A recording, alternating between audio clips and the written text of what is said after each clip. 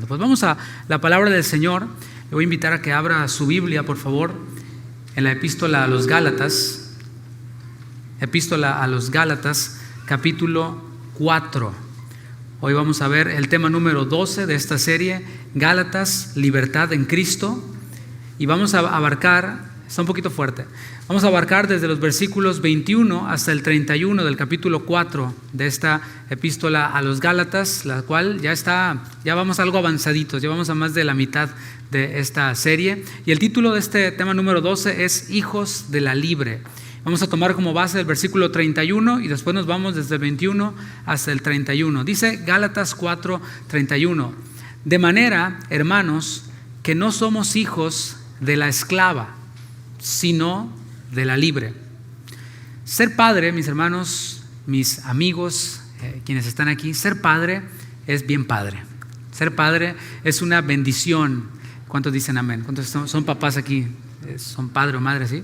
Bueno, los que tenemos hijos podemos afirmar esto. Ser padre, ser madre es una bendición. Sin embargo, también implica responsabilidad.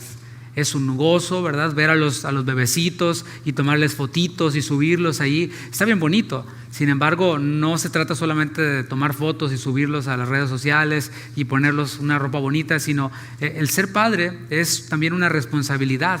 La responsabilidad, por ejemplo, de proveer el alimento. Están bonitos, pero cuando tienen hambre lloran y pues ellos no se esperan, ¿verdad que no? No le puedes decir a un bebé, espérame tantito, ahorita te traigo la fórmula. No, ellos pegan el grito y ya están exigiendo, demandando su comida. Ser padre implica también cuidar, no lo dejas ahí, pues a ver, si regresa es tuyo, si no, nunca lo fue, ¿no? No. Implica también enseñar y muchas otras cosas más. Y en esta epístola a los Gálatas podemos ver al apóstol Pablo desarrollando este rol de un padre que enseña. En la enseñanza anterior de esta serie veíamos ese lado de Pablo, un lado sentimental, un lado en donde él expresaba su frustración, en donde él expresaba y abría su corazón. Y aquí lo estamos viendo en este desarrollo como un padre, desarrollando el rol de un padre que enseña. En un sentido, Pablo era padre espiritual de aquellos a quienes él les había predicado el evangelio. Lo vimos, por ejemplo, con los Corintios. En 1 Corintios 4:14, no tienes que ir ahí, te lo voy a leer en la Nueva Traducción Viviente. Estamos viendo esta función y este rol de Pablo como padre espiritual. Dice 1 Corintios 4:14: no les escribo estas cosas para avergonzarlos, sino para advertirles como mis amados hijos. Aunque cuando nos advierten, cuando nos llaman la atención, cuando nos hacen alguna observación, una exhortación, pues como que sí avergüenza, ¿no? Es como que, ay, sí da pena, pero ese no es el propósito. El propósito no es dejarte avergonzado ahí. El propósito es que advertir como a mis amados hijos, dice Pablo. Pues aunque tuvieran 10,000 maestros que les enseñaran acerca de Cristo, y mira que los hay, ¿no? Aquí Pablo está hablando hiperbólicamente, o sea, está exagerando. En ese tiempo no habían 10,000 maestros, pero hoy ¿cuántos hay? En YouTube, en Facebook, millones, ¿no? Bueno, aunque tuvieran 10,000 millones de maestros que les enseñen acerca de Cristo y que les enseñen bien, dice Pablo, solo tienen un padre espiritual.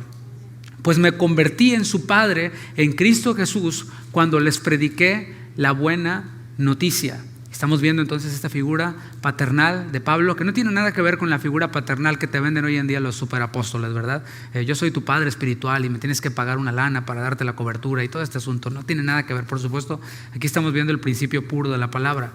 Ahora, hablando de un padre, sería maravilloso que cuando un padre, tu papá, que cuando tú le enseñas a tu hijo, estos entendieran a la primera vez que tú les enseñas. Sería maravilloso, ¿no? Que le dices, oye, mira, está esto va así, así, así. Y que les dices, ok, va. Y que a la primera lo entendieran.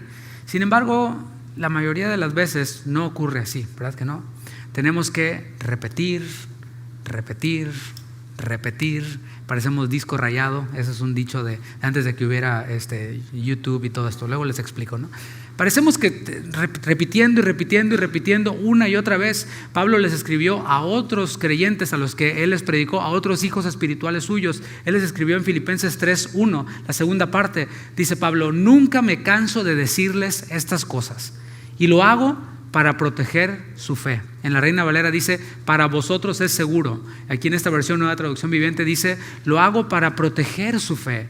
Repito las mismas cosas para proteger su fe. Es bueno para ustedes. Ahora, cuando estamos repitiendo la misma enseñanza, cuando estamos repitiendo lo mismo, estoy hablando ahora de manera pedagógica, es decir, como un maestro de la escuela, por decirlo así.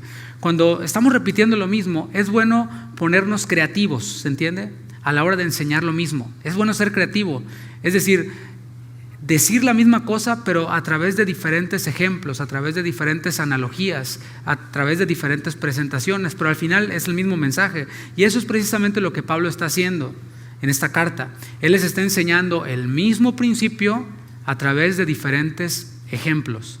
Todo esto a causa de las malas influencias que se habían metido a las jóvenes iglesias.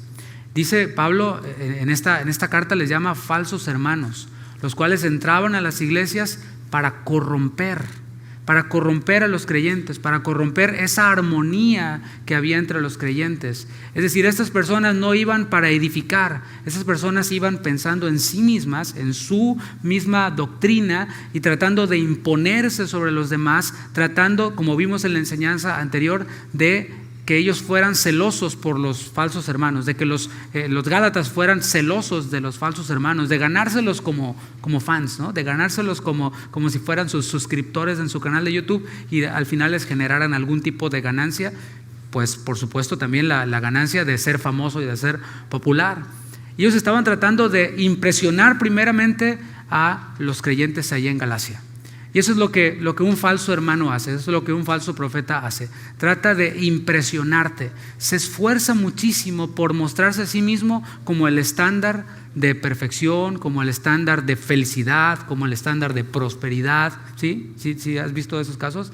Y ya que te tiene deslumbrado, entonces sí te engancha, ¿no? Te dice, véngase para acá. Y ellos estaban impresionando a los creyentes en Galacia con rituales judíos. Y los estaban también manipulando de manera indirecta para que ellos lo pudieran adoptar. Y si ellos no lo adoptaban, entonces quedaban como si fueran creyentes de segunda categoría y que no podían ser parte de su círculo, que no eran dignos de ellos. Y esto iba más allá de un asunto de preferencia. O sea, el tema de los rituales, el tema de guardar los días, los meses, los años, como lo mencionó previamente, iba más allá de un asunto de preferencia. No sé si se entiende este concepto. Hay cosas que entran dentro de esa categoría de la preferencia. Bueno, yo prefiero en lo personal, no sé, las canciones que tienen batería y tienen guitarra eléctrica y tienen un cierto formato en la alabanza. A lo mejor tú difieres de mí y a ti te gusta más el tema más con piano y con violines. Bueno, esas son cosas secundarias, no es lo esencial es lo que dice la canción. Lo esencial es que la canción exalte a Dios, porque hay canciones que están muy movidas y muy buenas, pero no dicen nada de la Biblia. Y así con la enseñanza, hay enseñanzas que suenan muy atractivas, que suenan muy, oh sí, esto, pero no tienen nada de la Biblia. Y eso entra dentro de la categoría de rudimentos de lo que vimos previamente, ¿no? De lo que es el bien y el mal, el siéntete bien contigo mismo, el sé positivo, todo eso es rudimentos que tienen cierta razón, cierta, digamos, alabanza, como dijo Pablo, pero pues, no tienen para nada la capacidad de batallar contra los apetitos de la carne, mucho menos para la salvación. Quedan ahí en la categoría de lo que a los incrédulos les gusta también. A los incrédulos no les gusta toma tu cruz, a los incrédulos sí les gusta ámate a ti mismo, ¿verdad? O sea, eso lo podemos ver nosotros claramente, ¿no? Y estoy hablando de que esto de los rituales, esto de las fiestas y las ceremonias, no tenía que ver con preferencia, tenía de hecho implicaciones serias. Ya hemos hablado de las implicaciones que tenía el adoptar el judaísmo para ellos. Así que Pablo lo que está haciendo no es imponer algo. No sé si lo alcanzas a ver. Él no está imponiendo algo, él está razonando con ellos. Este concepto de redarguir, no sé si lo he repetido mucho, pero bueno, ahí les va de nuevo, ¿no? Ya que estamos en la repetidera. Redarguir, esta palabra que está dentro del idioma cristianés o cristiañol, redarguir. Tú dices, ¿quién sabe qué sea? Pero suena bien ungida esa palabra, pastor, ¿no? Bueno, redarguir es razonar, es darle argumentos a la otra persona para que entienda. No es, ¿sabes qué? Esto lo vas a hacer y ya, porque lo digo yo y porque yo soy tu padre y te callas. No. Es dar argumentos, razonar, llevar a la otra persona a que piense para que se convierta en una convicción y y no en una imposición. Son dos cosas distintas. Una cosa es una convicción y yo lo hago porque tengo la convicción de que es así, de que sí glorifico a Dios, y otra cosa es una imposición. Lo hago porque si no se va a enojar el pastor, o porque si no se va a enojar el hermano, o porque si no, etcétera, ¿no? Son dos cosas distintas. Y en este diálogo que está teniendo Pablo con sus hijos espirituales, utiliza varios ejemplos, los hemos visto. Utilizó a la ley ceremonial, a la Torá, como un ejemplo de un tutor, de un ayo, ¿te acuerdas? Un tutor temporal, un ayo temporal. También habló acerca de un ejemplo que tiene que ver con un hijo que es heredero, que está tratando de volver a ser esclavo, que ya ha llegado a la mayoría de edad para recibir la herencia, ya tiene la herencia, pero que deja la herencia allí por un lado y se va en pos de ser nuevamente esclavo como el ayo o el tutor que lo cuidaba. Y allí Pablo está mostrando lo absurdo que es pretender volver a la ley cuando Cristo ya nos liberó de la maldición en la que nosotros vivíamos cuando estábamos bajo la ley. Cuando estaba el ser humano bajo la ley, los judíos bajo la ley, estaban bajo maldición. ¿Por qué? Porque no podían cumplir toda la ley. Y tú tienes toda la lista de mandamientos, 600 y tantos, pero si te faltaba uno y tenías los 600 casi faltando uno, pues ya te hacías culpable de toda la ley. Eso era maldición. ¿Por qué? Porque la ley no tenía el propósito de salvar al hombre. No es por el cumplir con la ley, sino es por lo que Cristo hizo en la cruz. La ley lo que hacía era que le ponía un highlight a nuestro pecado, a nuestra naturaleza caída, para que nosotros entonces podamos clamar a ese Salvador, a la fidelidad de Jesucristo, quien sí cumplió con toda la ley. Así que eso es lo que está haciendo Pablo. Habló de esos rudimentos del mundo. Les dijo, miren, lo que hay en el mundo son rudimentos, y él lo que estaba haciendo era ilustrarles lo que vivíamos antes de conocer al Señor. ¿Cómo vivíamos antes de conocer al Señor? En nuestro contexto, por ejemplo, decían, no, pues ahora sí, ya tengo el agua hasta acá arriba. Ahora sí hay que ir a la iglesia, ¿verdad? Y háblale al padrecito para que venga y me eche agua bendita. Y teníamos nuestros rituales, ¿no? O era eso, o era ve con alguien que te lea la mano, que te lea el tarot, o cosas, ¿no? Que a nosotros nos hacían sentir como que mejor. Pero mis hermanos, todo eso eran solo rudimentos que no tenían ningún provecho para nosotros en realidad, espiritualmente hablando. Pablo también usó el ejemplo de Abraham para enseñar que Abraham no fue declarado justo por cumplir con la ley. ¿Por qué? Porque todavía no había ley, para empezar. La circuncisión vino después incluso de que Abraham creyó a Dios y salió de ese lugar para ir a la tierra que el Señor le iba a mostrar. Abraham fue declarado justo por creer a la promesa de Dios en Cristo, sin que estuviera Cristo todavía. Ahora, en el final del capítulo 4, vuelve Pablo a apelar al ejemplo de Abraham. Ya lo mencioné una vez, pero ahora va a volver a apelar al ejemplo de Abraham, y esta vez lo va a hacer en otra etapa de su vida. Una etapa de hecho que es un tanto oscura en la vida de Abraham, una etapa que no es muy popular. Siempre vamos al llamado de Abraham y cómo Dios le dijo a Abraham, cuenta las estrellas y yo haré de ti una nación grande, y nos encanta eso. Nos encanta el episodio de Abraham cuando iba a sacrificar a Isaac y Dios le dijo por medio del ángel, ahora sé que temes a Dios. Todo eso nos gusta, pero esta etapa que menciona Pablo aquí es una etapa de Abraham que es no muy popular, es un tanto oscura. Ahora, Pablo jamás enseñó que la ley sea algo malo, porque va a hablar nuevamente de Abraham, y Abraham está dentro de la ley, o sea, en los primeros 5 libros de la Biblia, en el Pentateuco. Abraham está en el Génesis, y él jamás enseñó que la ley sea algo malo. La prueba está que está citando a Abraham. Enseñó de hecho que la ley es útil para un propósito específico. Así le escribió a Timoteo en 1 Timoteo 1:8. Dice, pero sabemos que la ley es buena. Él nunca dijo la ley es mala. No, la ley es buena si uno la usa como legítimamente. Los falsos hermanos no la estaban usando legítimamente, sino ilegítimamente. Pero Pablo dice, la ley es buena si uno la usa para lo que es, si uno la usa legítimamente. Es decir, se puede apelar a la ley. Se puede apelar a los 5 primeros libros de la Biblia, se puede apelar a los profetas, se puede apelar a los salmos, por supuesto, para mostrar a Cristo. Decía un maestro nuestro en el instituto bíblico, mira, hoy los que eran mis compañeros en el instituto no vinieron hoy, pero este maestro decía, miren, este libro trata de Cristo. Y uno bien tronco, ¿no? Cuando estás estudiante, digo, ¿cómo? Pero y en los primeros libros de la Biblia no aparece Cristo. No aparece literalmente, pero está en sombras. por medio de sombras, y ya hemos visto, ¿no?, cómo desde que Adán y Eva pecaron, el Señor los viste con pieles de animales, y allí ya estaba mostrando a Cristo. Y podemos ver a Cristo a través de toda la Biblia, y debemos de ver a Cristo a través de toda la Biblia, y debemos de ver a Cristo a través de nuestra vida también, ¿no crees? ¿Cuántos dicen amén? Así que se puede apelar a la ley para mostrar a Cristo, y para apelar o para respaldar, quiero decir, lo dicho por el Señor. Es decir, lo que Cristo dijo cuando Él estuvo en su ministerio terrenal aquí, todo lo que el Señor habló, si nosotros lo comparamos con lo que escribieron los profetas, ahí está, coincide, concuerda. Y muchas de las cosas que Jesús habló iban citadas literalmente de algunos de los profetas, de parte de las Escrituras.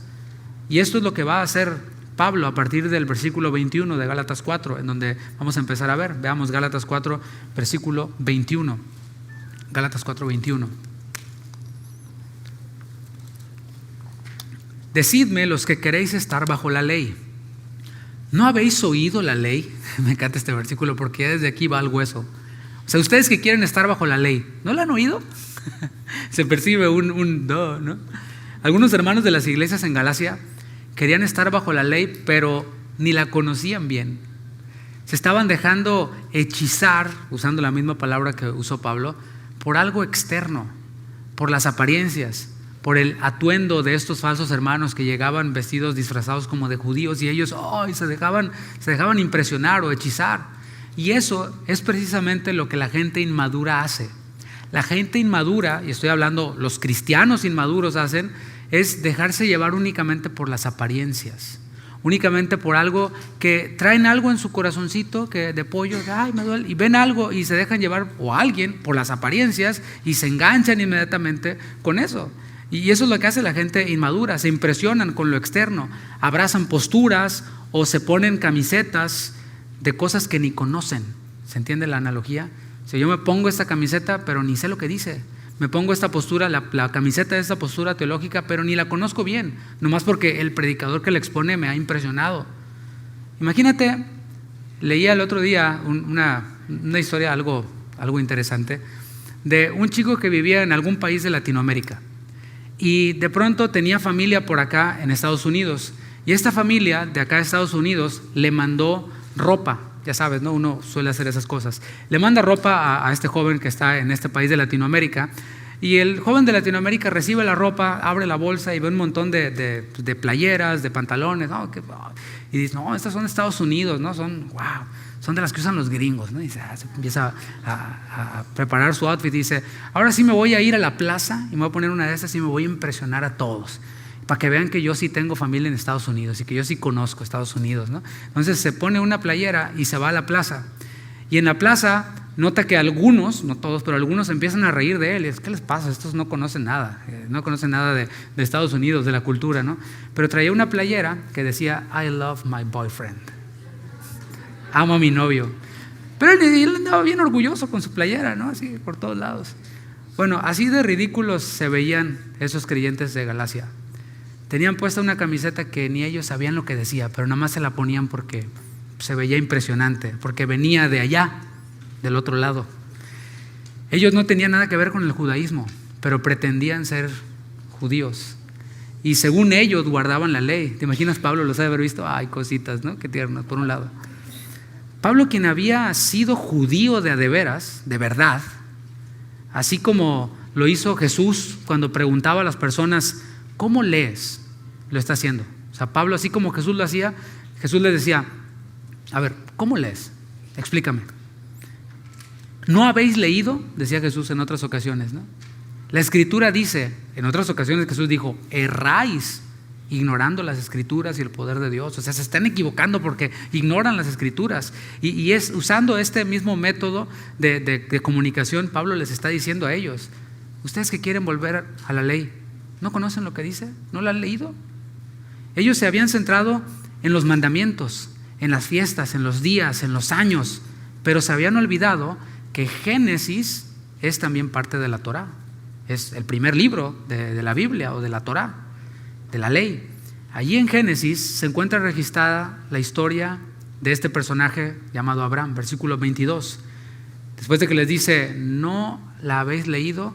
Dice, porque está escrito, en eso que ustedes dicen conocer, ahí está escrito que Abraham tuvo 2 hijos, uno de la esclava, el otro de la libre. Abraham, nosotros sabemos, como ya lo ha dicho él también y lo hemos leído, Abraham creyó a la promesa de Dios. Esta promesa consistía en una gran familia y también en una tierra en donde meter a esa gran familia. Y para eso era necesario que Abraham tuviera descendencia. Para poder tener una familia grande, pues tienes que empezar por un hijo, ¿no? Tienes que empezar por un descendiente tuyo. Ahora, el problema que hemos visto es que la esposa de Abraham, Sara, era estéril, no podía tener hijos. Otro problema era que Abraham era ya muy avanzado en edad, era muy viejo. Entonces Abraham en algún momento llegó a pensar que tenía que hacer algo, además de creer en la promesa de Dios, que él tenía que hacer algo para ayudarle a Dios, para que la promesa se llevara a cabo. O sea, Dios ya me dio la promesa, yo le creo a Dios, pero ahora ¿yo qué hago? Porque pues la situación está como para hacer algo. Entonces él de alguna manera creyó y empezó a analizar sus opciones para darle su ayudadita a Dios, para ayudarle a Dios. Primero consideró a su siervo Eliezer. En Génesis 15, versículo 2, vemos allí a Abraham con la promesa, pero analizando sus opciones, porque nomás no veía que se cumpliera. Y él dice en Génesis 15, 2, Señor Jehová, ¿qué me darás, siendo así que ando sin hijo? Y el mayordomo de mi casa es ese Damaseno Eliezer. O sea, ese mayordomo, ese digamos que siervo de gran responsabilidad, era un candidato, digamos que a nivel cultural en ese tiempo, era un buen candidato para que heredara las posesiones y todo lo que tenía su señor. Y es lo que está diciéndole a Abraham a Dios: Señor, pues ahí está el Damaseno Eliezer, él es el heredero, o sea, no hay hijo, va a ser él, ¿o qué onda? Dijo también Abraham: mira que no me has dado prole, y he aquí que será mi heredero un esclavo nacido en mi casa. O sea, está considerando él esa posibilidad. Dice, pues no pasa nada, se me hace que eso es lo que va a proceder. Así que Dios lo llevó fuera a Abraham, lo llevó afuera de su ensimismamiento, de su desesperación. Y es bueno que permitamos que Dios haga esto con nosotros. Cuando estamos agobiados en alguna situación, sea la que sea, dejar que Dios nos lleve afuera. Y así Dios se lo lleva afuera a Abraham. No sé si se lo llevó de la oreja o si se lo llevó de la mano, pero vente para acá, mijo. Se lo lleva para afuera.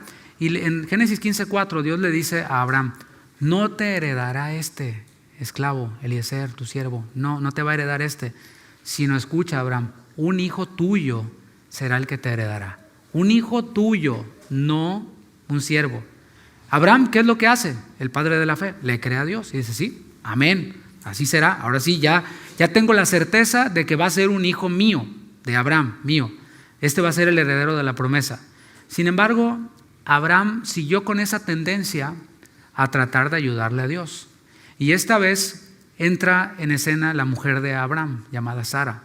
En Génesis 16, si estás en 15, ve al siguiente capítulo y vamos a ver versículo 1 de Génesis 16, para que veamos cómo esta tendencia seguía estando en Abraham y también su mujer estaba contribuyendo de alguna manera. Así que va, pues aquí también, atención las mujeres aquí, ¿no? Las mujeres de hombres de fe. Dice Génesis 16:1, Sarai, mujer de Abraham, no le daba hijos. Y ella tenía, otra vez, una sierva egipcia que se llamaba Agar. Dijo entonces Sarai a Abraham: ya ves que Jehová me ha hecho estéril. Te ruego pues que te llegues a mi sierva, quizá tendré hijos de ella. Y atendió Abraham al ruego de Sarai. Y Sarai, mujer de Abraham, tomó a Agar, su sierva egipcia, al cabo de 10 años que había habitado Abraham en la tierra de Canaán, y la dio por mujer a Abraham su marido. Y él se llegó a Agar, tuvo relaciones con ella, la cual concibió. Y cuando vio que había concebido, subraya eso, miraba con desprecio a su señora. Y esto, mis hermanos, obviamente no, la Biblia no lo ve como una alabanza, no lo ve como algo bueno, sino como algo negativo. Ahora esta esclava que había tenido un hijo de Abraham, porque esa era también una costumbre de ese tiempo, un hombre rico, un hombre poderoso que no podía tener descendencia, pues tenía, digamos que ese permiso de parte de la cultura para poder tener un hijo con su esclava. Era algo así como una mujer que le rentaba el vientre para tener al heredero. Y esto fue a lo que apeló Sarai, mujer de Abraham, o Sara, Sarai, y le propone esto. Abraham accede, pero las consecuencias ya comienzan ahí en el versículo 4. Dice, y cuando vio que había concebido, Agar miraba con desprecio a su misma señora. Claro, ya no somos iguales, o sea, ¿qué te pasa? Yo soy más que tú, ya tú no eres la señora, yo soy la señora de don Abraham, yo soy la que le dio el hijo. Y desde allí comenzaron los problemas entre la esclava Agar y la libre Sara. Sin embargo, algo milagroso ocurrió. La promesa de Dios de todas maneras llegó. Esa no era la promesa de Dios. La promesa de Dios estaba en camino, pero Sarai pues influyó en Abraham para que se adelantaran y para que ellos mismos generaran su propia solución. Pero entonces ocurre lo milagroso, que es donde Dios opera en lo milagroso, porque Él no se mueve entre las cosas ordinarias así como nosotros. Nosotros somos muy hacia esa tendencia de bueno, pues lo que pase, lo que se dé, pero Dios no. Dios, cuando hay algo imposible, ahí es en donde Dios pues se manifiesta. Y el poder de Dios se perfecciona, se manifiesta en la debilidad, en donde no hay, ahí Dios hace. Y pudiera dar muchos ejemplos, pero estamos aquí con el de Abraham. En el capítulo 21 de Génesis, fíjate cuántos capítulos han pasado. Capítulo 21, versículo 1, vemos esto milagroso que ocurrió en la vida de Abraham y en la vida de Sara. Dice, visitó Jehová a Sara. ¿Sí subrayaste eso? Visitó Jehová a Sara. La primera vez Sara estaba analizando las posibilidades. Ella le dijo a Abraham, oye, ¿por qué no? Pero esta vez visitó Jehová a Sara como había dicho, e hizo Jehová con Sara como había hablado Dios. Y Sara concibió y dio a Abraham un hijo en su vejez, en el tiempo que Dios le había dicho, en ese tiempo. Y llamó a Abraham el nombre de su hijo que le nació, que le dio a luz Sara, Isaac. Un anciano de 100 años y una mujer estéril, y a la que ya le había parado la menstruación, concibieron un hijo. No cabe duda que esto es la intervención o la visitación de Dios, como lo vemos aquí, ¿no crees? Eso es lo que Dios hace, porque pues para tener chamacos, pues todos lo tienen, ¿no? Y más nosotros los hispanos somos buenos para eso. Y gente joven, gente pues bien alimentada, o sea, sí, claro, pero aquí estamos viendo a un anciano de 100 años y una mujer estéril. Ahora, Abraham ya tiene 2 hijos. Tiene uno de la esclava, Agar, llamado Ismael, y tiene al otro de la libre, de Sarai, llamado Isaac. Uno nacido de forma ordinaria, como lo hacían todos en su cultura. No puedo tener hijos, mi mujer, bueno, pues yo sí, pues con la sierva, y ya tenemos al heredero. Así lo hacían todos. Y eso era lo ordinario. Y otro nacido de forma extraordinaria, de forma milagrosa. Y estoy hablando de Isaac. Así que Pablo, volviendo a Gálatas, en Gálatas 4, Pablo se asegura de que tanto los gálatas como nosotros, quienes estamos siendo expuestos a esta enseñanza, hagamos esta distinción. Dice Gálatas 4:23, pero el de la esclava, o sea Agar, nació según la carne, mas el de la libre, el de Sara, Sarai, por la promesa. Y nos dice, hey, hagan esta distinción. El de la esclava nació según la carne, el de la libre nació por la promesa. Lo cual, versículo 24, es una alegoría, pues estas mujeres son los 2 pactos. El uno proviene del monte Sinaí, el cual da hijos para esclavitud. Este es Agar. Aquí me voy a detener para explicar este versículo. Dice, lo cual es una alegoría. O sea, el hijo de la esclava y el hijo de la libre son una alegoría. ¿Qué es una alegoría? Una alegoría es una representación en la que las cosas tienen un significado simbólico. En este caso no es algo ficticio, fue algo real. O sea, lo que está en Génesis, lo que pasó con Abraham, con Isaac, con Jacob, todo eso son hechos verídicos. Ahora, Pablo está tomando estos hechos verídicos para sacar de estos hechos verídicos un significado simbólico, para ilustrar, para enseñar lo que les ha venido enseñando. El acontecimiento de Abraham fue algo registrado en las Escrituras, y Pablo, de forma magistral e inspirado por el Espíritu Santo, está utilizando este hecho real para ilustrar y para transmitir un principio espiritual. Está hablando de cosas espirituales, las cuales solo se pueden discernir por medio del Espíritu que vive en nosotros. En la vida de Abraham vemos que hubieron 2 mujeres que representaban 2 pactos, dice en esta alegoría. Esta palabra pacto es la palabra diateque en griego y significa primariamente el otorgamiento de propiedad mediante un testamento o por otros medios. Se otorga una propiedad a través de un testamento, de unas escrituras, por decirlo así, o un título, como le llamamos acá. Eso es el pacto. Entonces estas dos mujeres representan dos pactos. La primera mujer, Agar, representa ese pacto realizado en el monte Sinaí, porque si te fijas en el versículo 24 dice, el uno proviene del monte Sinaí. ¿Qué pasó allí en el monte Sinaí? En Éxodo 19 y 20. Bueno, ese pacto se realizó allí por Dios, es el pacto de la ley. Y quienes intentaban guardar esos 613 mandamientos, como dijimos, quedaban esclavizados. Versículo 25, porque Agar es el monte Sinaí en Arabia y corresponde a la Jerusalén actual. Ahora viene otra alegoría, la Jerusalén actual para ellos. Pues esta, junto con sus hijos, está en esclavitud. Mira, es un versículo corto, pero tiene muchísimo que decir. Tiene mucha profundidad. Acuérdate que los falsos hermanos que llegaron ahí a pantallar a los Gálatas venían procedentes de Jerusalén, de Judea. Venían con su atuendo judío. Entonces Pablo les saca a Abraham, saca a Agar con su hijo, saca a Saraí con su hijo Isaac, y ahora habla de Agar. Dice, el hijo de la esclava, o quiero decir, la esclava representa a la Jerusalén actual, de allá de donde vienen sus maestros apantalladores, de allá. Dice, esta, la esclava, junto con sus hijos, está en esclavitud. O sea, como Ismael, el hijo de Abraham con Agar, ella era esclava, él era esclavo, heredaba la esclavitud. O sea, Abraham tenía un hijo esclavo. Los hijos de este pacto, del pacto del Sinaí, eran hijos para esclavitud, así como Ismael, el hijo de la esclava Agar, era por naturaleza esclavo. Y esto, mis hermanos, no era nada nuevo. A los judíos, en tiempos de Jesús, los que se jactaban de ser hijos de Abraham, decían, nosotros hijos de Abraham somos. Jesús los llamó esclavos de pecado en Juan 8:34. Dijo, el que hace pecado, esclavo es del pecado. Está la ley ahí, tú transgredes uno de los mandamientos, es pecado. Y eres esclavo del pecado. A ver, y yo creo que Jesús seguramente pensó, ¿no? Sí, eres hijo de Abraham, pero no Isaac, eres Ismael, eres el hijo de la esclava, eres esclavo del pecado. Ellos pretendían ser justos sin considerar al Mesías, sin considerar la promesa, sin considerar a Jesús.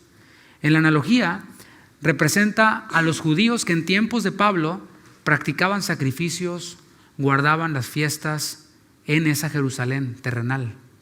Específicamente, como dije, a esos falsos hermanos que venían de Jerusalén y que se habían metido ahí en Galacia. Así que Pablo está derribando en pocas palabras todo el teatrito que traían estos, ¿no? Versículo 26. Mas la Jerusalén de arriba, ¿te fijas? Hay una Jerusalén de abajo, en donde se otorgó la ley, en donde se ofrecían, donde estaba el templo, en donde se ofrecían los sacrificios. Esa es la terrenal. Pero dice Pablo, llevándolos a ver, a poner su mirada hacia arriba, les dice, hay una Jerusalén allá arriba. ¿Cuántos están listos para estar allá? Mas la Jerusalén de arriba, la cual es madre de todos nosotros, es libre. Ahora está comparando a Saraí, a Sara, mujer de Abraham, la mujer, la libre, la legítima. La está comparando con esa Jerusalén celestial, con la Jerusalén de arriba. Y esta representa el nuevo pacto.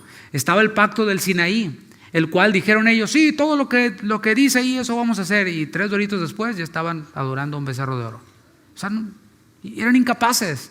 Y esa Sinaí, ese monte Sinaí de abajo era el viejo pacto, pero llegó el nuevo pacto, el pacto de la sangre de Jesucristo. Y el Señor Jesucristo es este nuevo pacto. Y también podemos ver aquí a Sara en esta analogía, en esta alegoría que representa ese nuevo pacto, esa Jerusalén de arriba. Ese nuevo pacto tiene que ver con la sangre del Hijo de Dios, esa sangre que fue derramada en la cruz por nuestros pecados. Y como podemos ver, si tú lees por toda la Biblia, Sara nunca fue esclava. Ella jamás fue esclava. Ella fue libre. Ella nunca estuvo en esclavitud. A ella la compara, como vimos, con la Jerusalén de arriba. Y está haciendo una vez más un contraste dentro del contraste. Es decir, Sara representa la Jerusalén de arriba. Agar representa la Jerusalén de abajo, el pacto temporal, el pacto pasajero. Con razón, el autor de los Hebreos, cuando vas ahí en tu Biblia y lees Hebreos, puedes leer al autor de los Hebreos hablando del nuevo pacto y diciendo, el nuevo pacto es superior al viejo, lo supera por mucho. El viejo pacto fue temporal, el viejo pacto fue pasajero, pero el nuevo pacto, el pacto que Jesús hizo posible, es un pacto eterno, no temporal sino eterno. Y Pablo añade algo muy importante en relación con Sara, y para esto importante apela a la Escritura, versículo 27, estamos ahí en Gálatas 4. Fíjate cómo Pablo conoce las Escrituras, fíjate cómo Pablo enseña con las Escrituras. Mis hermanos, hay muchas ideas por ahí, hay muchas filosofías por ahí que pueden sonar atractivas, pero hemos de estar llenos de la palabra. Una persona llena del Espíritu Santo está llena de la palabra y habla la palabra y respalda no solo sus palabras, sino su vida con la palabra. Y Pablo aquí está ahora apelando a la Escritura. Está hablando del ejemplo de Abraham, de Sara, de Agar, de Ismael, de Isaac, y ahora apela a la Escritura. Versículo 27 dice, porque está escrito, diga, está escrito. Regocíjate, oh estéril, tú que no das a luz. Prorrumpe en júbilo y clama, tú que no tienes dolores de parto, porque más son los hijos de la desolada que de la que tiene marido. Es lo que está haciendo Pablo, citando las Escrituras. Está citando aquí una porción de Isaías 54, versículo 1. Está apelando a las Escrituras con este conocimiento que tenía Pablo de ellas. Él no solo hace uso de la Torá para enseñar, utiliza también la profecía y está usando la ley legítimamente, ¿te fijas?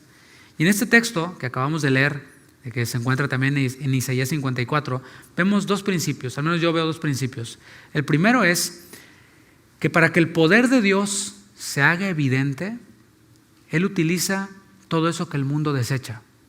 Lo que el mundo ya no da ni un cacahuate por eso, ya da por perdido, eso es lo que Dios utiliza para que su poder se haga evidente. Sara, como hemos mencionado, era libre, ella nunca había sido esclava, pero era estéril. Pues sí, muy libre, pero no puedes dar hijos, era estéril. De forma natural, no podía darle un hijo a Abraham, aunque ella fuera libre. ¿Qué ocurrió? Dios tuvo que intervenir, es lo que estamos viendo. Y así es como Dios opera. Él es el Dios de lo imposible. Cuando te duele la cabeza, cuando me duele la cabeza, vamos al cajón de las medicinas y sacamos un ibuprofen o aspirina, lo que sea, y ya se me quitó la cabeza, se me quitó el dolor de cabeza. No, la cabeza no, el dolor de cabeza. Y ya lo solucionamos. Y la verdad, ¿cuántas veces oramos y le decimos, Señor, sáname de este dolor de cabeza? ¿Verdad que no? Al menos me declaro culpable de eso. Estamos en confesiones, ¿no? Diría San Agustín. Entonces, a veces no nos acordamos, pero cuando entonces se vuelve complicada la cosa y ya fuiste a un médico, ya pediste segunda opinión, ya estás esperando los resultados de los análisis, ¡ay, Señor! Y entonces si le pones, hermanos, oren por mí, ¿verdad?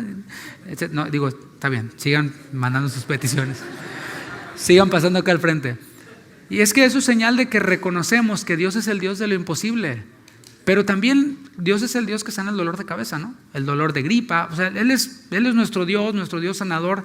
Y cuando hay una situación complicada para los hombres, y más cuando los médicos dicen, ya, que le vayan tocando las golondrinas, porque que le vamos a hacer una placa, Señor.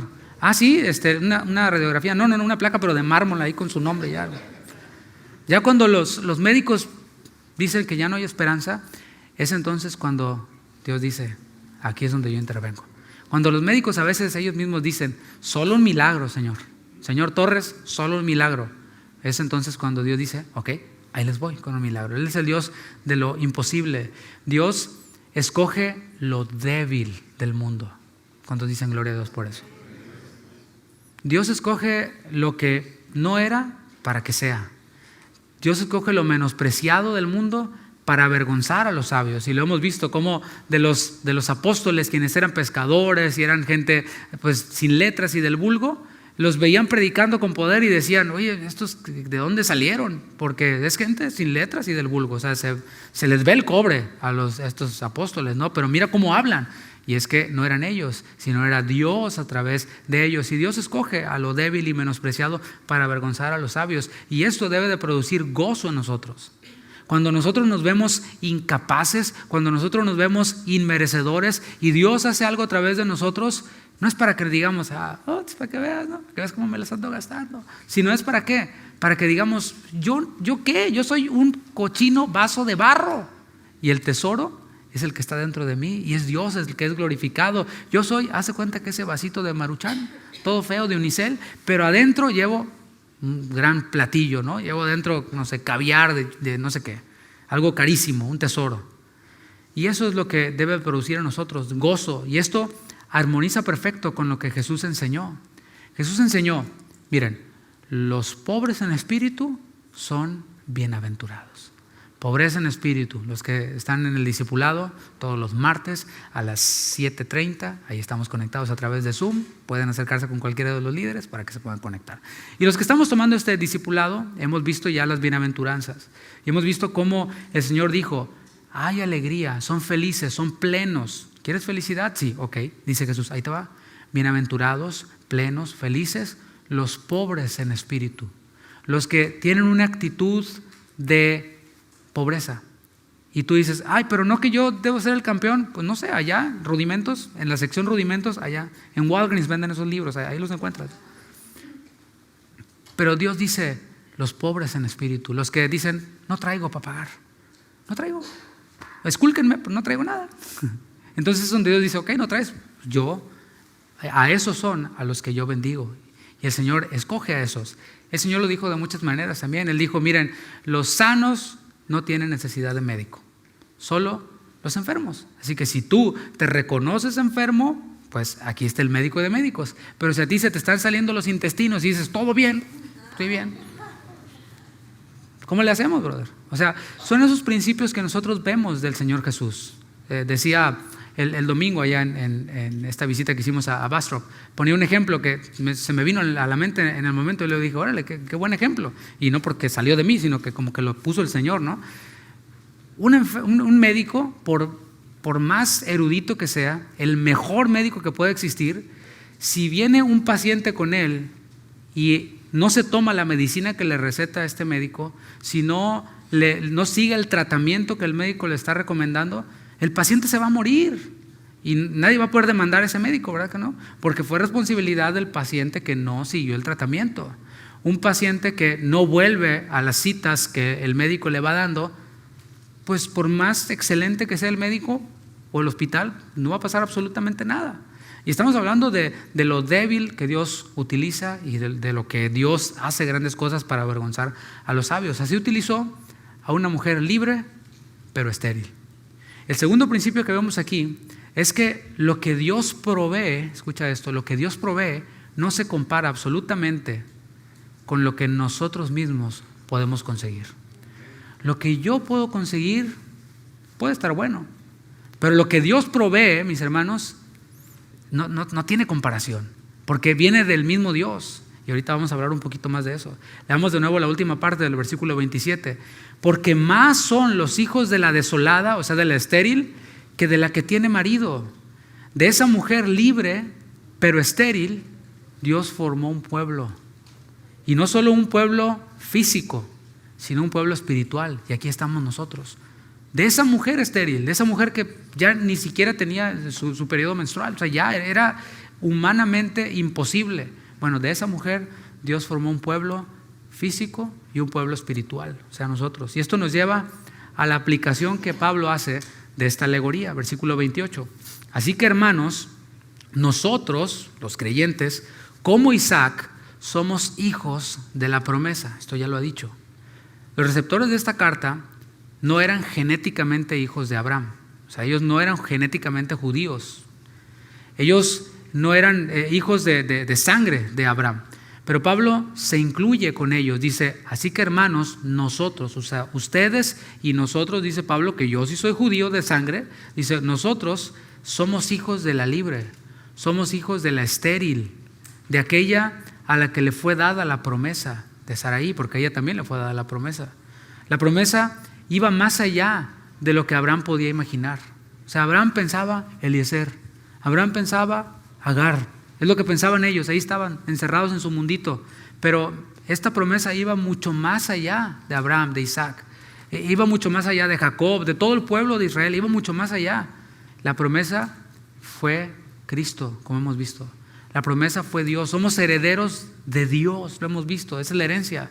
Los que recibimos por la fe a Jesucristo somos hijos de Abraham, como lo ha planteado ya, somos hijos de la libre, de Saraí, pero sobre todo somos hijos de Dios. Hemos visto que le llamamos a Él Abba, Padre. Los que no pertenecíamos al pueblo de Dios en lo natural, así como los Gálatas, que nada que ver, si buscamos el árbol genealógico, va a llegar, no sé, ahí a Cuauhtémoc o a Cuitláhuatl, ¿no? Pero nosotros quienes no pertenecíamos al pueblo de Dios, al pueblo de Israel en lo natural, lo somos espiritualmente. ¿Cuántos dicen gloria a Dios por eso? Espiritualmente lo somos, o sea, de forma eterna lo somos, y no por obra nuestra, sino por obra de Dios. Romanos capítulo 2, versículo 28, dice, pues no es judío el que lo es exteriormente, el que lo es de sangre, el que lo es de linaje, no es judío el que lo es exteriormente, ni es la circuncisión la que se hace exteriormente en la carne, sino que es judío el que lo es en lo interior. Y la circuncisión es la del corazón en espíritu, no en letra, la alabanza del cual no viene de los hombres, sino de Dios. Aquí lo está planteando claramente, y de esto nosotros debemos de regocijarnos, de que somos pueblo de Dios, aunque no podíamos serlo, porque sería necesario volver a nacer y nacer de padres como si hubiera reencarnación, pero pues no hay. Y esto lo hizo Dios, somos parte del pueblo de Dios, de este pueblo espiritual. Ahora, no todo es de color de rosa. Los hijos de la libre estamos en una batalla constante. Sí, somos del pueblo de Dios, somos hijos de Abraham, somos hijos de Sara, somos hijos de Dios, pero estamos y continuamos en una batalla constante. Quienes escucharon la enseñanza del miércoles en el servicio online de matrimonios en guerra, estamos en una batalla constante. Seguimos en la analogía de Pablo, versículo 29 de Gálatas 4. Dice, pero como entonces el que había nacido según la carne perseguía al que había nacido según el Espíritu, así también ahora. Ahí está. Dice, nosotros somos hijos de la libre. Los falsos hermanos y todos los que quieren seguir esos rituales son hijos de la esclava. Igual si son hijos de Abraham, pero de la esclava, de Agar. Cuando nació el hijo de Sara, de la libre, cuando nació Isaac, al principio vimos que Agar miraba con desprecio a su señora, a Sara. Y aquí vemos que el hijo de la esclava, el cual era 14 años mayor que el pequeño Isaac, según el texto, dice que perseguía a Isaac. Vayamos de nuevo a Génesis, pero ahora al capítulo 21. Y para que veamos que este perseguir no es como los niños, ¿no? Que luego andan así corriendo y el otro atrás del otro, ¿no? Y no, que no me alcanzas, no. Ya eran 14 años, o sea, ya un niño de 14 con un niño bebé y haciéndole bullying, como que no está padre, ¿verdad que no? Dice Génesis 21, pero veamos el versículo 8.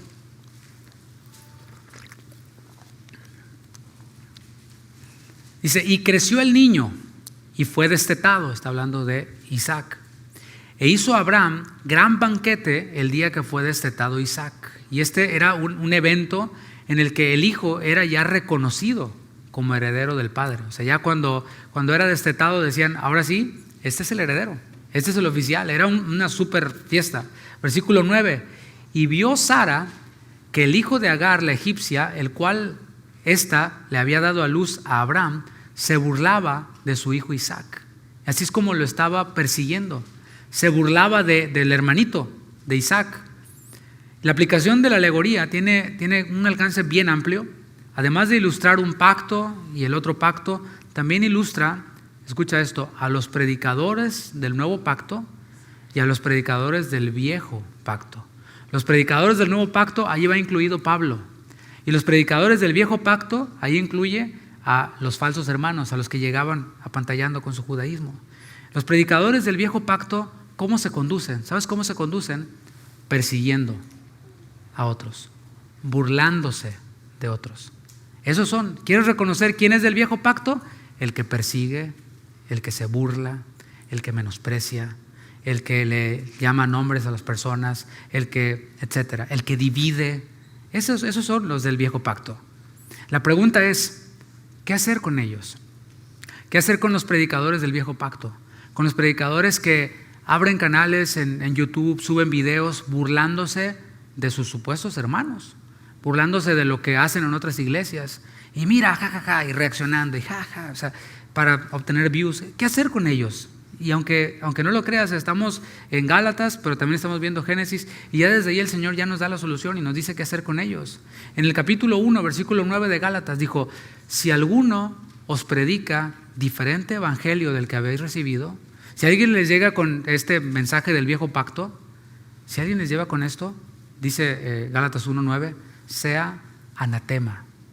Anatema, como aprendimos, es maldición. Es algo que se aparta para destrucción. No dice destruyanlo ustedes, no, dice apártenlo ustedes para destrucción. Eso es el principio que estamos viendo. Está fuerte, ¿no? ¿Qué hacer con los predicadores del viejo pacto? Pues sea anatema, apártenlo y que Dios se encargue. Sigamos leyendo, versículo 10, para leer la solución de Sara. Ahora estamos en esta otra etapa, ¿no? En Génesis 21. Pero versículo 10 dice: por tanto, dijo a Abraham, dice Sara a Abraham: echa a esta sierva y a su hijo, porque el hijo de esta sierva no ha de heredar con Isaac mi hijo. Échala con todo hijo. Este dicho pareció grave en gran manera a Abraham a causa de su hijo, finalmente su hijo, de Abraham. Entonces dijo Dios a Abraham, en lo que Abraham estaba todo turbado: pero es mi hijo, el Ismael, ya está grandecito, y estaba ahí. Entonces Dios dijo a Abraham: no te parezca grave a causa del muchacho y de tu sierva. En todo lo que te dijere Sara, oye su voz, porque en Isaac te será llamada descendencia. Versículo 13: y también del hijo de la sierva haré una nación, porque es tu descendiente. Entonces Abraham se levantó muy de mañana y tomó pan y un odre de agua y lo dio a Agar, poniéndolo sobre su hombro, y le entregó el muchacho y la despidió. Y ella salió y anduvo errante por el desierto de Beerseba. Ese es el destino de los esclavos, andar errantes, de los predicadores del viejo pacto, andar errantes, como decía mi abuela, no calienta, como gallina que no calienta huevo, ¿no? Y es interesante que Dios le dijo a Abraham, lo vimos ahí: escucha a tu esposa. No, sí, hermano, sí, Dios también te dice a ti, Dios también nos dice a nosotros: listen to your wife, escucha a tu esposa. La primera vez que la escuchó, porque hubo una primera vez que la escuchó, ¿no? Fue para mal. O sea, primero le dijo: no, ahí está Agar, ahora estaban viviendo las consecuencias, pero esta vez Dios le dice: hey, escucha a tu esposa. La primera vez la escuchó sin consultar con Dios. Lo dejo ahí para que lo meditemos. Escuchó a su esposa y no consultó con Dios. Esta vez Dios mismo es el que le está diciendo: escúchala a tu esposa. ¿Por qué? Porque el consejo de la esposa de Abraham, de la libre, iba conforme al plan de Dios, iba de acuerdo a la voluntad de Dios. Si lo que nuestras esposas, me incluyo yo también, si lo que nuestras esposas nos dicen, aunque nosotros andemos todos confundidos y todos, ay, pero ¿qué va a pasar? Si lo que nos están diciendo va dentro del plan de Dios, va dentro de la voluntad de Dios, lo único que puedo decir es lo que Dios le dijo a Abraham: escucha a tu esposa. Y ya veo a las hermanas bien con una sonrisota, ¿verdad? Versículo 30 de Gálatas 4. Mas, ¿qué dice la Escritura? Otra vez, ustedes que son muy eruditos de la ley, ¿qué dice? ¿No la habían leído? Okay. ¿Qué dice la Escritura? Niños, echa fuera a la esclava y a su hijo, porque no heredará el hijo de la esclava con el hijo de la libre. Y estas, mis hermanos, como podemos ver, no eran palabras de Sara, sino eran palabras de Dios. Echa fuera a la esclava. No pueden cohabitar el hijo de la libre y el hijo de la esclava. No puede cohabitar el viejo pacto con el nuevo pacto. No puede cohabitar la carne con el espíritu. Ambos se oponen entre sí, y es lo que vamos a seguir viendo en el capítulo 5. Cuando alguien habla conforme a la palabra de Dios, tiene toda la autoridad y le debemos sujeción, porque Sara estaba hablando la misma palabra de Dios. Así que le debemos sujeción a toda persona que nos habla con la palabra. Si te habla alguien con filosofías y rollos, ahí sí dices, como película doblada, ¿no? Patrañas, ¿no? O sea, pero si alguien te habla con la palabra de Dios y te dice capítulo y versículo, aunque no te sientas muy bonito, aunque no te agrade mucho, ¿qué hay que hacer? Hay que sujetarse. Yo sé, ahorita se dice fácil, pero ya cuando vivimos la situación, eureka, ¿no? Es donde viene la hora de la verdad. Ahora, después de hacer esta alegoría de las dos mujeres de Abraham, Pablo concluye el capítulo, versículo 31. Pablo concluye el capítulo, pero yo todavía no concluyo la enseñanza. Dice versículo 31, de manera, hermanos, que no somos hijos de la esclava, sino de la libre. Así que echen a la esclava, echen sus ayudaditas, échenlo.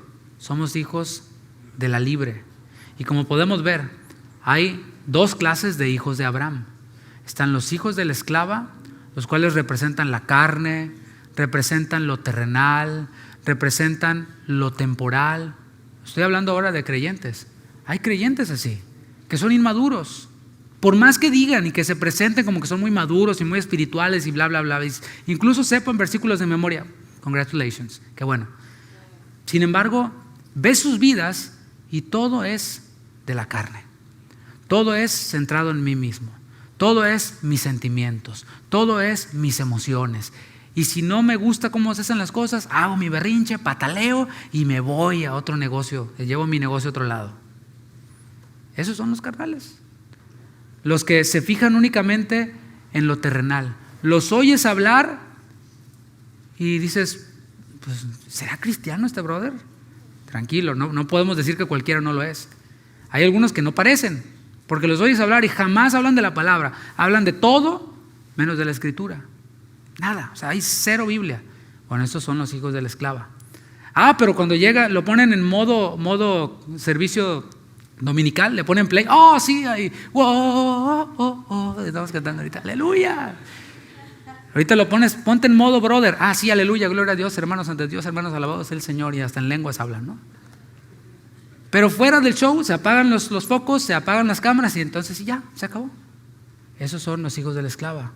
Los que representan lo temporal y están centrados únicamente en lo de esta tierra. Solo en esto, y yo, yo cambio lo que tiene que ver con las cosas de Dios porque esto es bien importante y es mi trabajo. Y todo, sí, que bueno, ahí está tu vida, en lo temporal, en lo terrenal.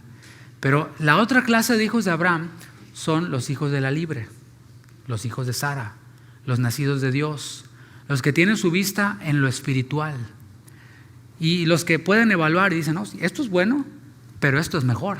Servir a Dios es mejor. Congregarme es mejor que esto. Esto no es pecado, pero esto es mejor porque esto contribuye con la eternidad. Esto tiene un impacto en la eternidad.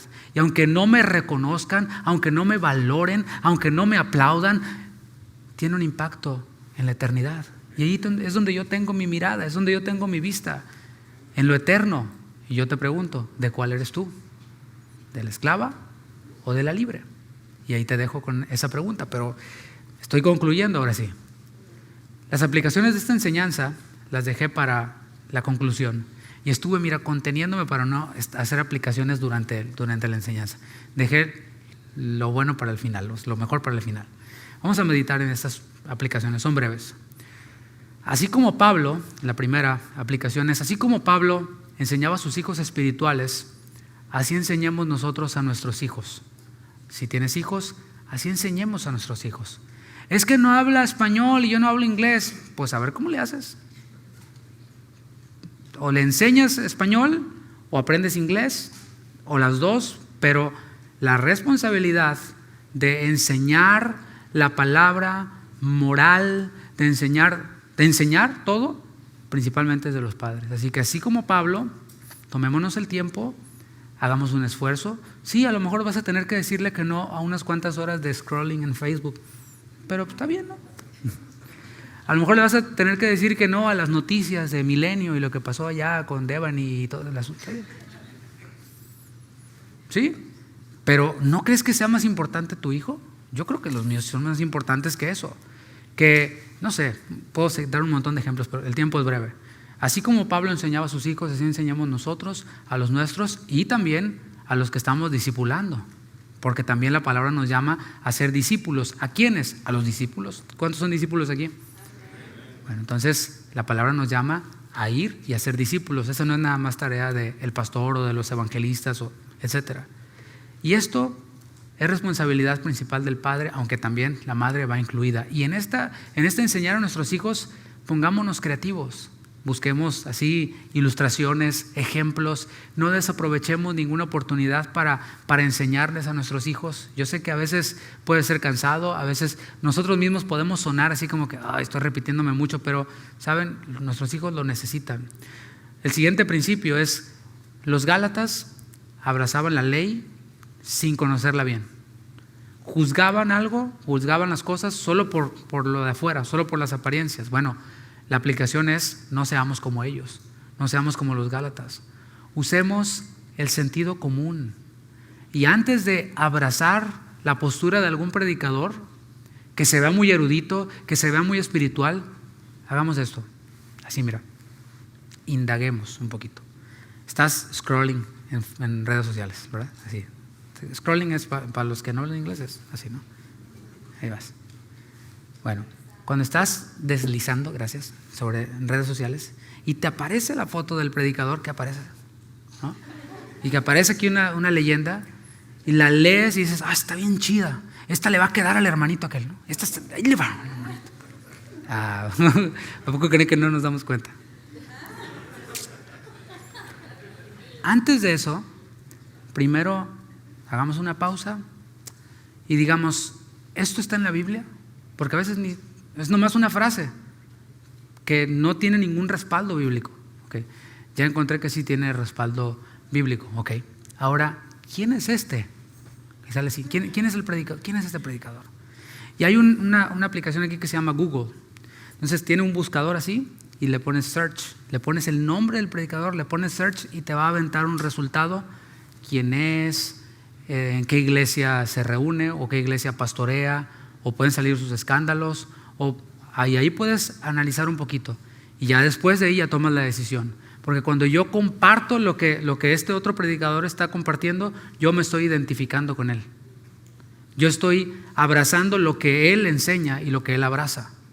Así que, mis hermanos, esto es profundo, nomás lo estoy diciendo rápido. ¿Por qué? Porque mira, no sé que pretendiendo ser muy espirituales, vernos muy espirituales, ¿sí? Y de paso darle un cocolazo al hermano con el que la traigo, no sé que tratando de ser muy espirituales nos veamos como ignorantes, nos veamos como el muchacho de I love my boyfriend, ¿sí? Porque resulta que ese predicador que yo comparto allí me tira a mí, o sea, no coincidimos en doctrina.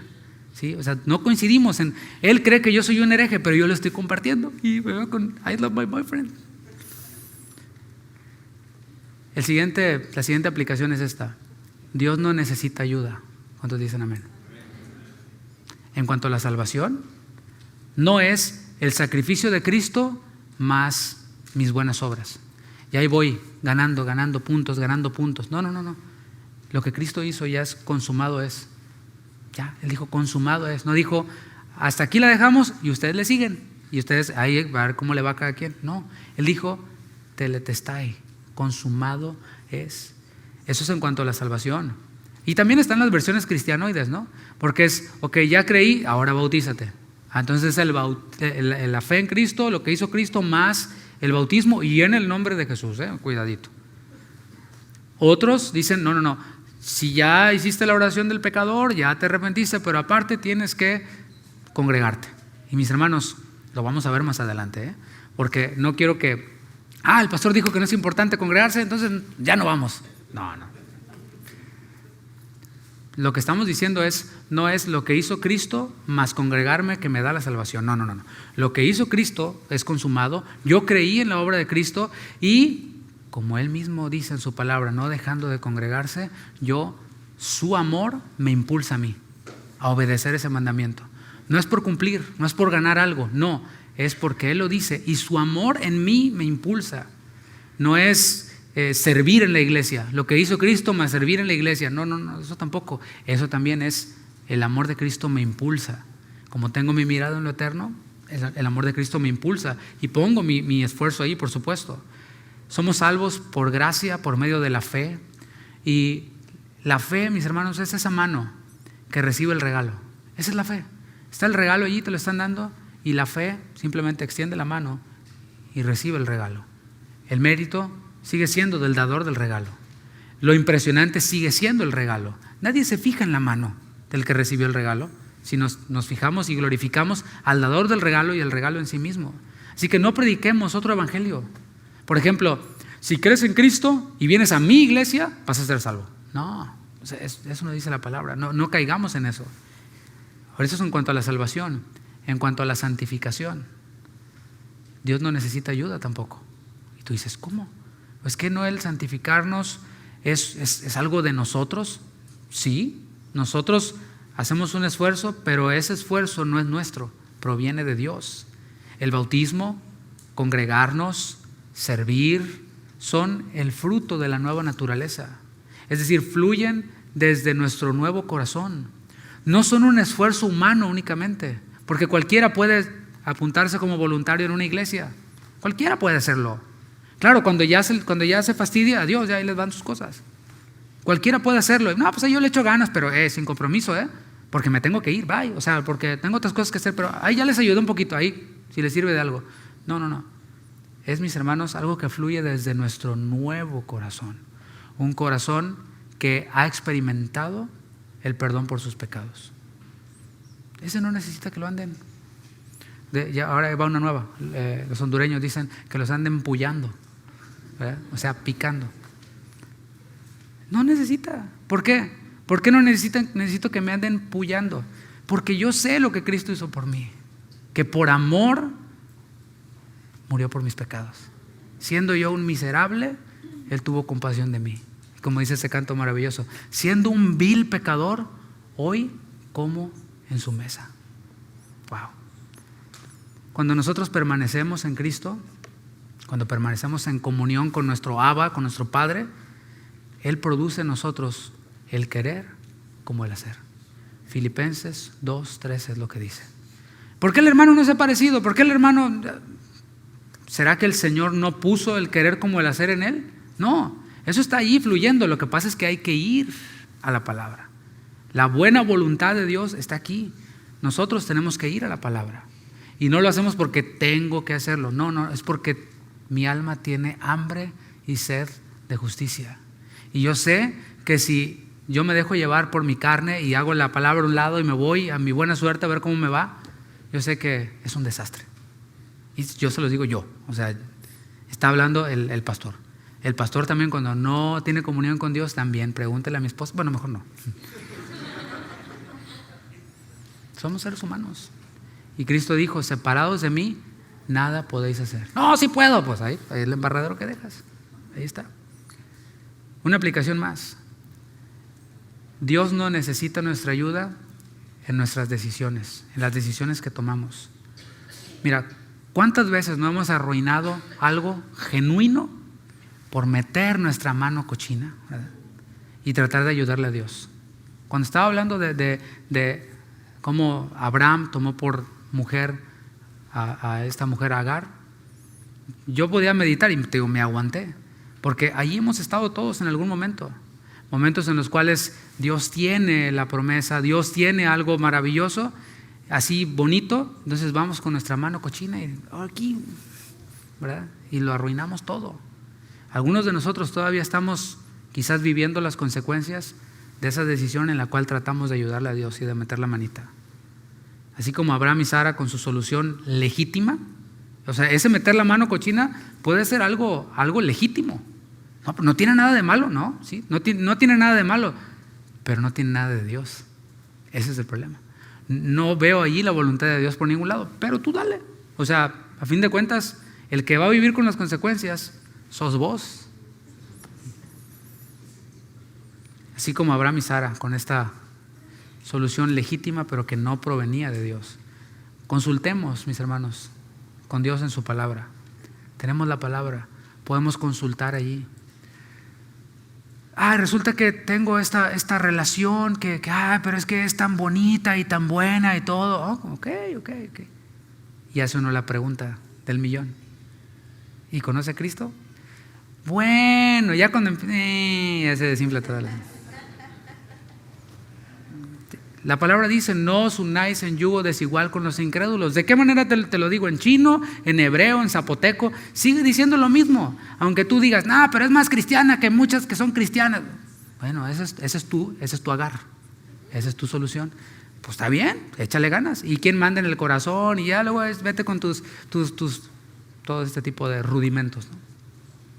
Pero si nosotros, por ejemplo, no tenemos claridad en la palabra y necesitas que te expliquen con bolitas y palitos lo que significa no os unáis en yugo desigual con los incrédulos, y que quieres que te pongamos 1000 ejemplos y hasta sacamos a Beto, ¿cómo se llamaba? El moped, ¿verdad? ¿Cómo? Quique. Así, y te lo podemos hacer para que entiendas. No os unáis en yugo desigual con los incrédulos. Con mucho gusto lo hacemos, pero hay que venir al doctor, no hay que quedarse allí. Muchos, como Abraham, están viviendo bajo las consecuencias de tomar decisiones en su carne. Y eso es solo un ejemplo, pero mira, puede haber muchos. Esta decisión la tomé en mi carne y ahora aquí estoy. Nadie me dijo que fuera a esa agencia de autos. Yo nomás iba a comprar unos desodorantes de esos de arbolito y mi esposa me decía: cómpralos en la tienda de la esquina, ahí con el hindú, ahí los venden, bro.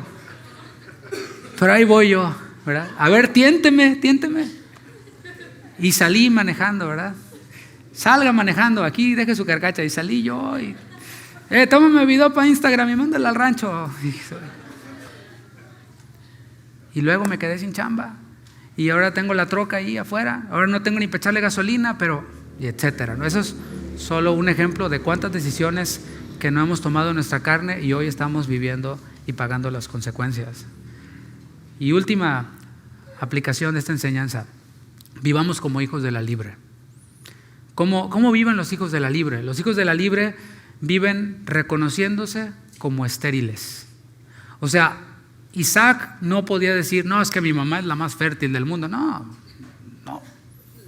O sea, mi madre, era la estéril. O sea, y así vivo yo. Yo soy un milagro de Dios. Vivo dentro de la esfera de los milagros de Dios. O sea, no sé cómo es, como Pedro caminando sobre las aguas. Pues cuando miró para abajo se hundió. Así que vivamos nosotros en las promesas de Dios. Lo que nosotros vivimos o hacemos, decía Pablo: yo trabajé más que los grandes apóstoles, pero no yo, sino la gracia de Dios en mí. O sea, no soy yo no voy caminando aquí con mi sabiduría no, es la gracia de Dios, es el poder de Dios. En mí mérito no hay. ¿Cuál es la fórmula? ¿Cómo te explico? Permaneced en mí, dijo Jesús. Como el pámpano no puede dar fruto por sí mismo, tiene que estar pegado a la vid. Así, el que no permanece en mí no puede dar fruto. Es lo único que puedo decirte. Está en Juan 15. Ahí lo buscas y también te lo explicamos con animalitos o como quiera. No hay fórmulas, no hay atajos. Lo vamos a ver en la siguiente enseñanza. Reconocernos como estériles es vivir como hijos de la libre. Aunque tengamos nuestros recursos, y ese es el asunto, que es bien fácil reconocerme pobre cuando soy pobre. Pero cuando llegue el cheque de las taxas, ahí es en cuanto, ¿por qué no lo guardas? En vez de salir con la tele de 80 pulgadas. ¿Por qué no lo guardas? Porque luego vienen las vacas flacas. No te sientas Rico McPato ni Huicho Domínguez. No, tranquilo. Déjalo ahí.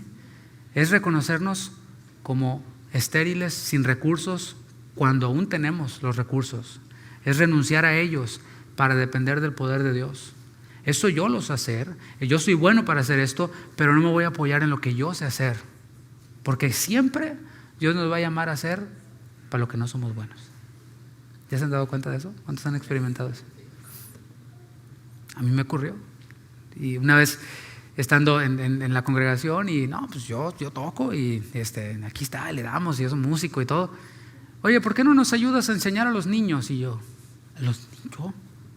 ¿No sabes quién soy yo? Yo me creía, quién sabe qué, ¿no? ¿Yo con los niños? Sí. Señor, pero si yo no soy bueno enseñando a los niños. No, qué bueno, porque no vas con tu capacidad, yo te voy a capacitar. Y yo pude ver la gracia de Dios, y cuando estaba ahí con todos los chamacos, Y ellos aprendiendo, yo decía, wow, esto es la gracia de Dios. Esto yo, no, sería imposible. Y así, mis hermanos, siempre que el Señor nos llama, nos capacita. Dios no llama a los capacitados. Dios capacita a los que Él llama. Y a los que se dejan, Él los capacita. Así que eso es vivir como hijos de la libre. Vivamos con nuestra mirada en la Jerusalén celestial. Eso es muy importante en ese tiempo. Porque es bien fácil voltear a ver las noticias aquí, allá, y hasta el noticiero profético y todo este asunto. Al final, mis hermanos, el Señor va a venir cuando quiera, no le va a pedir permiso al del noticiero profético. Pues Él va a venir cuando Él diga ya, ahí es. Aunque tú sepas o yo sepa cuántos callos tiene el anticristo, la bestia, el Señor va a venir por su iglesia. Así que nosotros hacemos bien en poner nuestra mirada en la Jerusalén celestial, es decir, en las cosas eternas. Esta decisión, ¿qué repercusión tiene en la eternidad? Nada. ¿Ok? Podemos vivir sin ella, todo bien.